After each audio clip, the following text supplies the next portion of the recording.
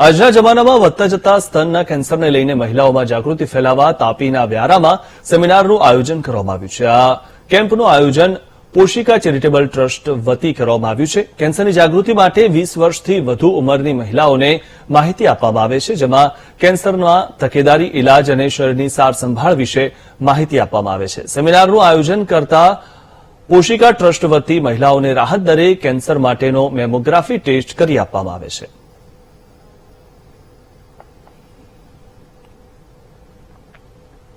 જે તાપી જિલ્લાની આજુબાજુના દરેક સ્થળમાં એક અવેરનેસ પ્રોગ્રામ તરીકે અમે સ્ટાર્ટ કરીએ છીએ, જેની અંદર જે બ્રેસ્ટ કેન્સર કઈ રીતે થાય છે અને એને નિવારવા માટે અને અર્લી ડિટેક્શન માટે શું શું કરી શકાય એનું દરેક મહિલાઓને અને 20 વર્ષથી ઉપરની દરેક લેડીઓને એની જાણ કરવા માટેના પ્રોગ્રામ કરી રહ્યા છે.